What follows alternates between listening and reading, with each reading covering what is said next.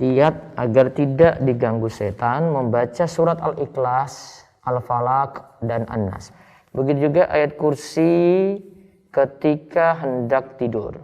Dari Aisyah radhiyallahu anha, ia berkata, Rasulullah Shallallahu Alaihi Wasallam apabila akan tidur, beliau meniup di kedua tangannya, membaca surat Muawwidzat, surat Al-Ikhlas, Al-Falaq, dan An-Nas, lalu mengusapkan kedua tangannya pada tubuhnya.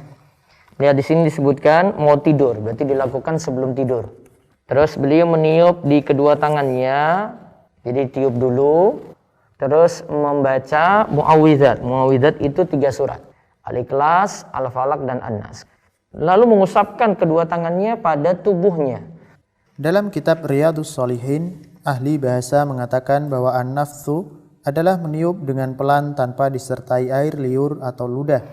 Adapun keutamaan membaca ayat kursi sebelum tidur disebutkan dalam hadis dari Abu Hurairah radhiyallahu anhu yang mengadukan pada Rasulullah sallallahu alaihi wasallam tentang seseorang yang mengajarkan padanya ayat kursi. Abu Hurairah mengatakan, "Wahai Rasulullah, ia mengaku bahwa ia mengajarkan suatu kalimat yang Allah beri manfaat padaku jika membacanya.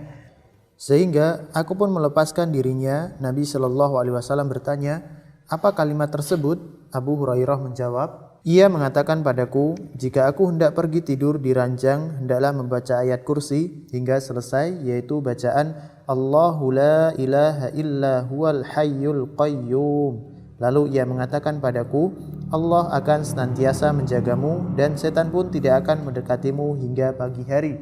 Dan para sahabat lebih semangat dalam melakukan kebaikan. Nabi Shallallahu Alaihi Wasallam pun bersabda, "Adapun dia kala itu berkata benar, tetapi asalnya dia pendusta. Engkau tahu siapa yang bercakap denganmu sampai 3 malam itu, wahai Abu Hurairah?" "Tidak," jawab Abu Hurairah. Nabi Shallallahu Alaihi Wasallam pun berkata, "Dia adalah setan." Inilah khasiat dari membaca Al-Ikhlas, Al-Falaq, An-Nas ya, sebelum tidur dengan cara tadi yang disebutkan dalam hadis Aisyah. Kemudian keutamaan juga membaca ayat kursi. Kalau ayat kursi di sini tidak pakai meniup seperti 3 surat tadi. Ayat kursi dibaca biasa, kemudian kita hendak tidur.